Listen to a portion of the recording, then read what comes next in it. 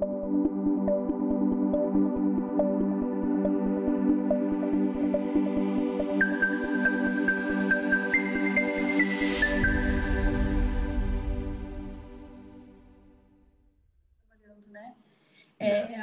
E daí o que eu queria te perguntar, até porque eu queria fazer o gancho, assim, Gustavo, porque eu vejo que tem muita gente que tem muita dúvida sobre a ereção no câncer de próstata. Como é que fica a ereção, né? Porque assim, quando você pode retirar parcialmente ou totalmente a próstata, fica uma lesão, essa lesão costuma ser temporária ou é sempre pro resto da vida? Como é que é isso? Então, o que acontece? Na realidade, as cirurgias prostáticas, existem dois tipos de cirurgias. As cirurgias para doença benigna, na qual a gente faz a retirada só da parte de dentro da próstata, só para o paciente urinar um pouco melhor. E a cirurgia do câncer da próstata, onde a gente tem que tirar a próstata inteira. Né? Acontece que, para tirar a próstata inteira, você não é impossível você tirar a próstata inteira sem lesar, pelo menos em parte, os nervos cavernosos. Né? Por quê? Tem alguns estudos mais recentes que mostram que boa parte dos nervos cavernosos eles passam do lado da próstata. Então, para você tirar, você não consegue tirar a próstata se não tiver algum tipo de lesão. Né? E essa lesão ela vai levar, então, uma alteração da inervação do pênis, né? E isso vai levar a um problema de ereção. Né? Então, existem alguns dados que mostram que até de 70% a 75% dos pacientes que são submetidos à prostatectomia radical, né, que é o nome dessa cirurgia que a gente faz para o câncer de próstata, eles ficam com disfunção erétil. Né? E mesmo com as técnicas mais modernas, né? Então, por exemplo, a cirurgia da próstata ela evoluiu muito. Né? Hoje em dia, as cirurgias de câncer de próstata a gente faz por laparoscopia, por robô, né? E apesar dessa evolução técnica da realização das cirurgias de próstata, os níveis de disfunção sexual, de disfunção erétil pós-operatórios continuam exatamente os mesmos. Né? Então, isso aí mostra que realmente, apesar do refinamento técnico, né, que a gente está tendo com essa cirurgia, a disfunção erétil ela é bastante frequente, né? E a maioria absoluta dos homens que são submetidos a essa cirurgia de próstata ficam com problema de disfunção erétil, né? Felizmente, essas alterações elas são tratáveis, né? E às vezes também o que acontece? Essa lesão, essa lesão nervosa, ela pode ser uma lesão permanente ou pode ser uma lesão transitória, né? Como que a gente vai saber se a lesão é permanente ou transitória? Não tem como saber. Né? Só o tempo que vai dizer para a gente. Né? Então, o nervo, com o tempo, ele pode se reestruturar, ele pode começar a funcionar de volta. Né? Mas nesse tempo, enquanto a gente não sabe se ele vai recuperar a função erétil ou não, é muito importante a gente fazer um trabalho que a gente chama de reabilitação peniana pós-prostatectomia. Né? Por quê? Todo órgão do nosso corpo que a gente não usa, o que acontece? Atrofia. Né? E o que acontece? Esse nervo não funcionando, o homem perde as ereções noturnas involuntárias. E essas ereções noturnas involuntárias elas são muito importantes para a preservação da função do pênis. Né? E então, nesse meio tempo, enquanto a gente não sabe se ele vai recuperar a função nervosa ou não, a gente tem que fazer um tratamento. Esse tratamento ele é baseado com medicação oral, né, que são os inibidores de fosfodiesterase do tipo 5, né, que é da classe do Viagra, do Cialis. Né?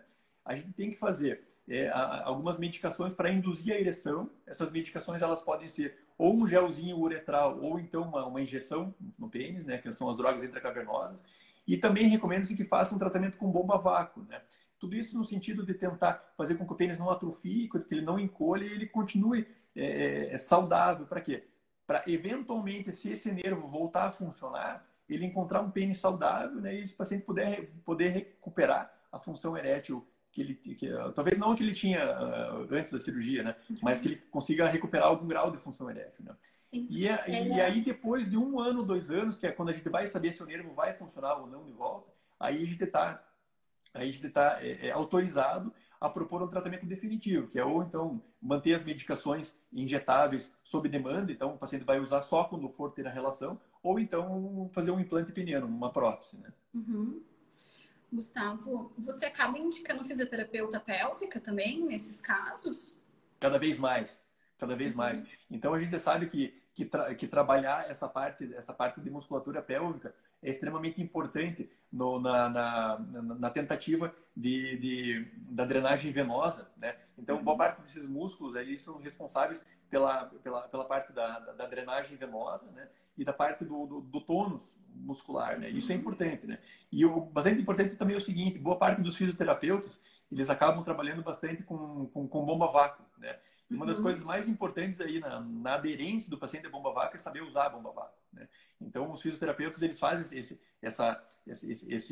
treinamento pélvico, né? Que é um treinamento que é bastante parecido com o treinamento do treinamento da musculatura para adquirir de volta a parte da continência, né? Da parte da perda urinária, que é outro problema relacionado à retirada da próstata, né? Do câncer da próstata, né? Então, boa parte desses fisioterapeutas, eles fazem esse trabalho de fortalecimento muscular, né? E acabam também focando nessa parte da bomba vácuo aí também. Tá. Vamos voltar, então. Eu só quis pegar esse gancho porque eu sei que tem muita gente que tem muita dúvida. Quando você fala da bomba vácuo, das medicações injetáveis, vamos falar um pouquinho mais. Quais são os tratamentos existentes para a disfunção erétil hoje em dia no mercado? Tá. Primeira coisa, antes da gente fazer qualquer tipo de tratamento, a gente tem que fazer diagnóstico, né? Então, a gente vai ter que ser muito cuidadoso em diagnosticar aqueles pacientes de origem psicogênica e aqueles pacientes de origem orgânica, né? Por quê? Porque apesar de boa parte dos tratamentos a gente poder empregar nos pacientes que têm uma disfunção psicogênica também, existem tratamentos mais agressivos, como injeção intracavernosa e como prótese, que a gente jamais vai indicar para o paciente que tem uma disfunção psicogênica, né? Então, é bastante importante a gente diferenciar se esse paciente tem uma disfunção psicogênica do que uma disfunção orgânica, né? E o que vai ajudar a gente, né? Então, dados como idade, geralmente o paciente psicogênico é o paciente mais jovem, né? Apresentação da disfunção erétil, né? Essa disfunção erétil, ela começou de uma hora para outra, foi repentina, né? Então, mais para psicogênica, alteração do libido. Se o paciente tem libido preservado, geralmente é uma disfunção orgânica, né? Os pacientes com libido mais baixo é mais propensa a ter problemas psicogênicos, né? Doenças crônicas, como é que está a ereção na masturbação, né? Ele tem uma ereção boa na masturbação? A minha ereção na masturbação é ótima, então é psicogênico, né? Então, primeira coisa é a gente fazer diagnóstico. Se for psicogênica, a gente vai mandar para você. E aí, do ponto de vista de doenças orgânicas, né? Então da disfunção erétil orgânica, né? Primeira coisa, mudança de hábito de vida, né? Então, se for ver no guideline americano, no guideline europeu de tratamento de disfunção erétil, a primeira coisa o que é? É mudança de hábito de vida, né? Então, geralmente o paciente já chega com um pezinho a mais, paciente sedentário, paciente tabagista, né? Então, a primeira coisa que a gente tem que fazer é o seguinte: tentar identificar a causa dessa disfunção erétil e modificar a doença dele, né? A gente sabe que se a gente fizer com que pedir para o paciente emagrecer, que ele controle melhor a hipertensão, que a gente tente fazer uma reeducação da parte das medicações, que a gente tente fazer com que esse paciente pare de fumar, ou então revertendo esses fatores orgânicos, a gente tem uma grande chance de fazer com que ele recupere a ereção, ou então, se ele não recuperar a ereção, que pelo menos não piore mais, né? Por quê? Porque se a gente não fizer nada de mudança de hábito de vida, esse paciente ele pode responder agora, ou talvez a uma medicação, né, oral, né, mas daqui a algum tempo ele vai ficar refratário à medicação, né? Então, a primeira coisa é mudança de hábito de vida, né? E tratamento das doenças de base. Isso, né? Porque assim, os pacientes muitas vezes eles vêm querendo uma solução mágica. Então, assim, quando você coloca, não, a primeira parte do tratamento é você começar a fazer uma atividade física, né? Fica assim, tá, já sei. Mas é aí que vai muito do vínculo terapêutico, né? De você conseguir realmente falar, olha, você precisa disso, porque a medicação acho que é o que brilha os olhos, né? E realmente eles querem uma fórmula mágica, né? Fórmula mágica existe, mas é a melhor? Não é. Né? E então, por isso, Gustavo, vou até fazer uma crítica aqui, assim, eu acho que é por isso que tem tantas clínicas que ganham muito dinheiro e fazem muito propaganda, tentando oferecer muitas medicações milagrosas por aí, né? E que tem muita gente que acaba indo. Então, acho que isso é um alerta para todo mundo. E essas clínicas, elas representam um grande risco para o paciente. O paciente que vai lá, ele está correndo perigo. Por quê? Porque o paciente vai chegar lá com uma disfunção psicogênica. E assim, esse dia atrás eu tive a curiosidade de tentar pesquisar o CRM do médico, quais são a especialidade, por exemplo. Pô, é pediatra, é médico de família, assim, não menosprezando esses profissionais, né? Os pediatras são excelentes médicos. Os profissionais de medicina da família são excelentes médicos. Só que eles não são os profissionais mais capacitados para tratar uma disfunção erétil. Né? Então, o paciente chega lá com uma disfunção psicogênica, o que vão fazer? Vão querer vender a injeção para ele. Né? E aí, o que acontece? Aí ele pode fazer injeção. A injeção é um tratamento bom, é um tratamento ótimo. Só que tem efeitos colaterais, tem riscos. Né? A injeção tem risco de fazer priapismo, tem risco de fazer uma fibrose peniana. Né? Então, você está submetendo um paciente com uma disfunção psicogênica a um tratamento extremamente agressivo. Sim. E possivelmente deletério. Né? Então, é assim, essas clínicas são clínicas que trazem risco para os nossos pacientes. Né? E isso é muito preocupante. E eu acho que assim, tem muito lugar no mercado porque realmente tenta vender uma solução que não é a solução adequada, mas que muitas vezes vende um sonho que na verdade vai virar um pesadelo mesmo, né? Então, eu sempre falo que o prazer em saber para mim é um espaço de psicoeducação, né? Psicoeducação sexual. Então, eu acho, já que a gente está falando sobre isso, eu acho importante fazer um alerta, porque muitas vezes a gente não vai escutar dos profissionais de saúde aquilo que eu gostaria de escutar. Eu vejo que isso na sexologia é muito, na psicoterapia também, mas assim, às vezes eu quero algo, mas para melhorar eu preciso de outra coisa. Então, é isso, assim, às vezes para melhorar eu preciso começar com atividade física, né? A solução não é imediata. E daí eu vou ter que conseguir lidar com a minha frustração de estar escutando algo que eu não gostaria. Mas se aquilo for melhor para mim, então deixa eu tentar escutar de alguém que estuda, né, e que vive para isso, que com certeza tem algo para me dizer com uma base científica, né? Mas enfim, acho que o recado está dado. Vamos voltar lá.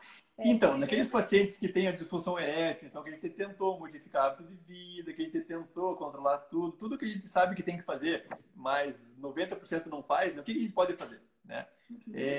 Então, existem as medicações, né? Então, as medicações orais, né? São o Viagra, o Cialis e os derivados, né? Que são medicações, são inibidores de fosfodiesterase do tipo 5, que é o nome bonito deles, né? O nome científico, né? Então, são medicações que eles vão facilitar a ereção. Então, existe assim, o responsável pela ereção no pênis é o óxido nítrico, né? E quem degrada esse óxido nítrico é a fosfodiesterase do tipo 5. Então, a inibição dessa enzima que degrada o óxido nítrico, então vai fazer uma maior disponibilidade de óxido nítrico, né? E toda a cascata da ereção vai fazer com que uma ereção que está mais ou menos, fica uma ereção bem melhor, né? E essas medicações, então, elas são dependentes de estímulo sexual, né? Então, não adianta nada esse paciente tomar lá o Viagra e ir para a igreja, né? Não vai ter estímulo nenhum. Ele tem que ter estímulo sexual, né? Eu tive um caso, Gustavo, que foi assim, até a esposa pediu para vir conversar comigo, ela falou, tem uma coisa que não está acontecendo aqui, Fernanda, que não está funcionando. Deu, o que foi? Porque ele está tomando remédio, mas nada acontece. Aí quando eu fui conversar com ela, ela me falou que era quarta-feira, que era o dia do Brasileirão, ele tomava a medicação e ficava vendo o jogo. E daí ela falava, Fê, eu fui lá, coloquei uma lingerie, tô toda bonita. E assim, não dava. Então, às vezes, eu acho isso importante, assim, como tudo precisa ser bem explicadinho, porque vai ter que ter o estímulo, a pessoa vai ter que se colocar numa situação de, pelo menos, querer estar numa relação sexual, né? E essa eu lembro que quando ela me contou, eu falei, ai, gente, quanto que essa pessoa tá realmente querendo se tratar, né? E o grande barato dessas medicações é justamente isso aí. Você vai facilitar a ereção, mas ele ainda precisa ter estímulo sexual. Se ele não tiver o estímulo sexual adequado, ele não vai ter uma ereção adequada, né? Então, esse paciente que usa a medicação, ele precisa ter um estímulo sexual. E bastante importante é o seguinte, para a gente considerar que uma falha do tratamento, ele tem que ter tentado pelo menos umas 5 ou 6 vezes a medicação. Por quê? Porque essas medicações e a resposta das medicações, elas podem ser influenciadas por fatores psicológicos, né? Então, às vezes, o fator psicológico do paciente é tão forte, é tão evidente, é tão gritante, que mesmo ele tomando medicação desses inibidores, ele vai ter disfunção erétil, né? E aí talvez é uma das grandes críticas a tratar a disfunção psicogênica com comprimido, né? Por quê? Porque se o paciente tem uma disfunção psicogênica, ele toma um comprimido e ele não tem uma ereção com o comprimido, esse camarada vai ficar desesperado. E aí o trabalho de vocês vai ser muito mais difícil, né? Porque o cara pensa, ó, tenho 20 anos de idade, tô falhando, tá complicado, fui lá, tomei Viagra, que é remédio só para velho tomar e não tive ereção, o que eu vou fazer? Estou perdido, não tenho mais solução, né? Então, assim, as medicações você até pode usar, né? Mas você tem que explicar para o paciente, ó, essa medicação é uma medicação que ela sofre influência de problemas psicológicos também, né? E não é de uma... Se você tomar a medicação e não funcionar, não se preocupe. Para a gente considerar que essa medicação vai falhar, você tem que tomar pelo menos umas 5, 6, 7 vezes, né? E nesses pacientes, inclusive, a gente tem, às vezes, o costume, de, ao invés de fazer medicação sob demanda, fazer medicação contínua, né? Por quê? Porque ele não tem aquela ansiedade de tomar a pílula, de tomar o comprimido e esperar a ereção. Né? Então, a pessoa que toma medicação sob demanda, então ela vai ter sempre o nível sérico da medicação do modo adequado, né? E desse modo a ereção vai parecer mais natural, né? Vai parecer mais espontânea. E isso para o paciente psicogênico é bastante importante, né? Então a gente tem que tentar corrigir isso aí. Né? Enfim, então essas são as vantagens das medicações orais, né? Então elas dependem de estímulo sexual, tal, né? E isso aí é bastante interessante. Né? Ao contrário das outras alternativas, né? Então, o que existem? Então, o tratamento de primeira linha, o que é? Mudança de hábito de vida, correção da patologia de base e comprimido oral, né? Esgotar essas terapias. O paciente foi refratário, o paciente é orgânico e não está respondendo, qual que é a terapia de segunda linha, né? A terapia de segunda linha são as medicações intracavernosas, né? As medicações intracavernosas, o que são? São medicações que o paciente vai fazer uma aplicação no pênis logo antes do relacionamento, né? Então... Gustavo, a primeira vez que você fala disso no consultório, as pessoas não ficam de cabelo em pé, assim, porque quando eu comento com algumas pessoas, tipo, como assim? Uma injeção no meu pé? Não, não!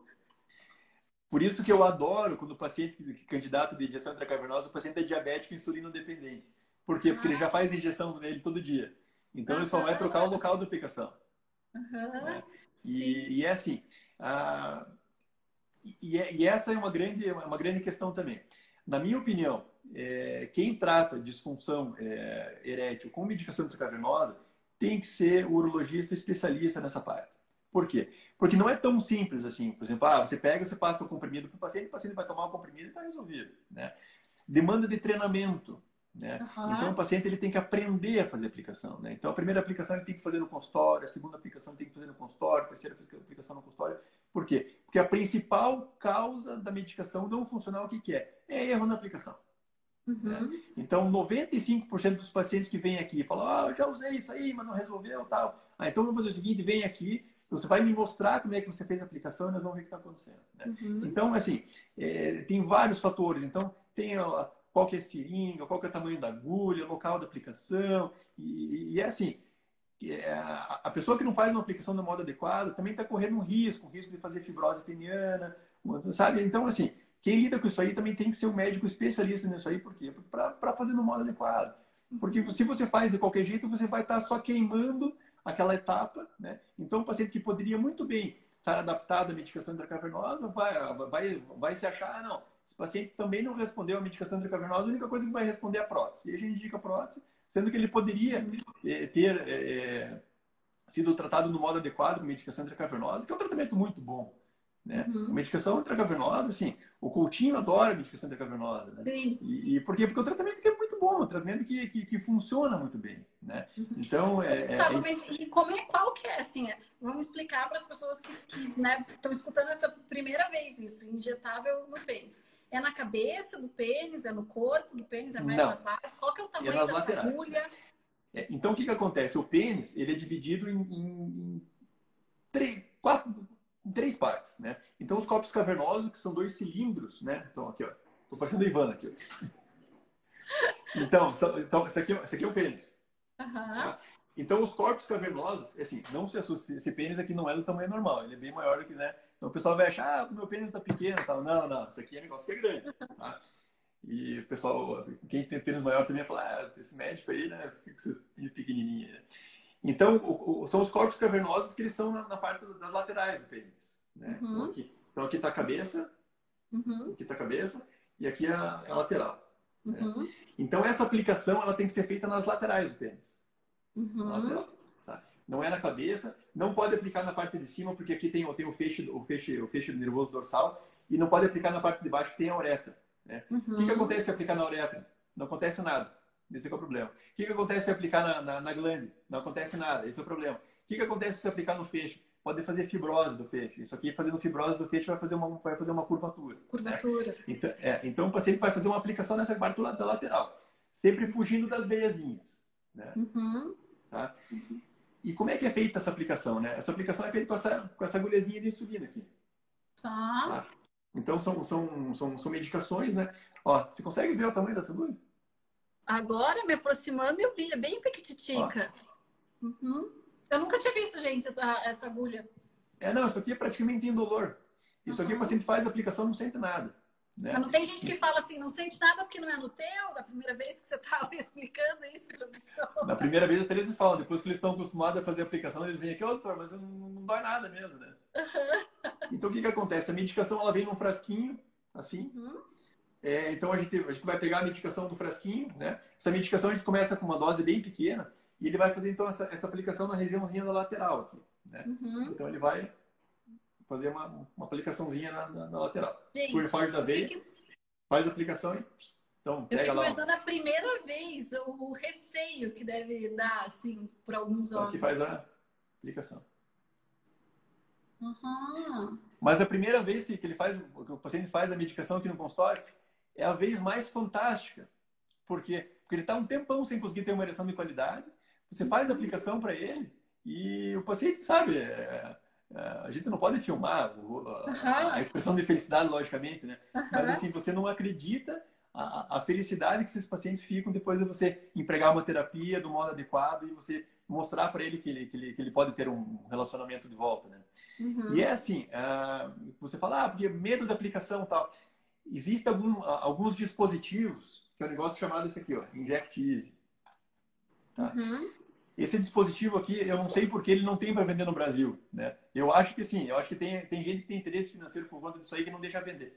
Toda vez que for para os Estados Unidos, eu compro uns 10 ou 15 desse aqui para trago para os nossos pacientes, né? Então, que é um dispositivo aqui assim, ó, que é isso aqui, que ele é um aplicador, né? Aonde o que acontece? Você vai pegar a injeção, né? Você vai lá pegar a quantidade da injeção, né? E aí você vai colocar no aplicador aqui.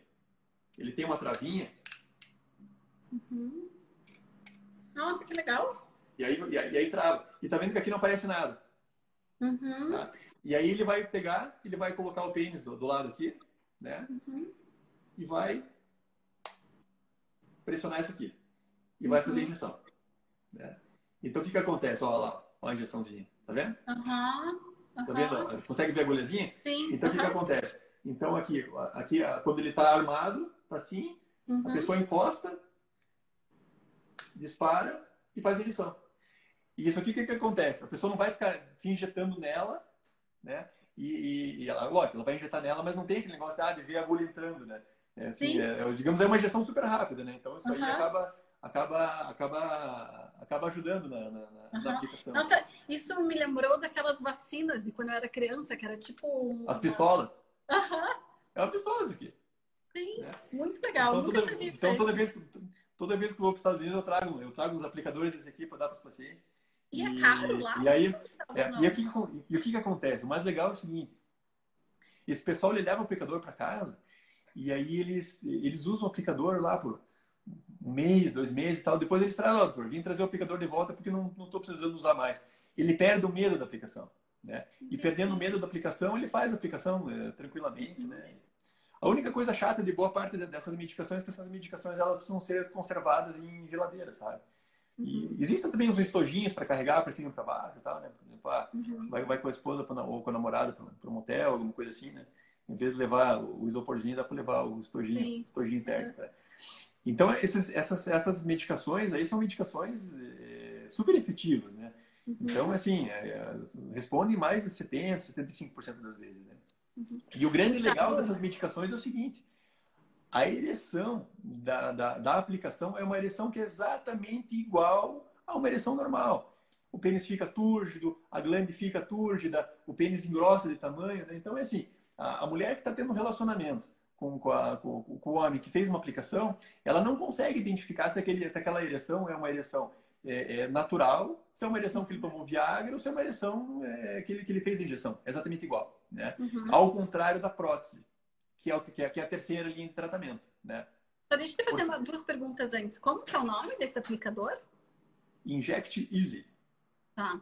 E a outra questão que eu queria te perguntar, você aplica já é imediata a ereção ou demora uns minutos? Como De é que é 5 a isso? 10 minutos. É o tempo da medicação se espalhar no corpo cavernoso, né? E apesar dos corpos cavernosos serem dois, você aplicando de um lado, essa medicação já se espalha em nos dois corpos cavernosos, então aplica de um lado só. E ele já espalha e já começa a fazer efeito. E é rapidinho, 5 a 10 minutos. Tá, ok.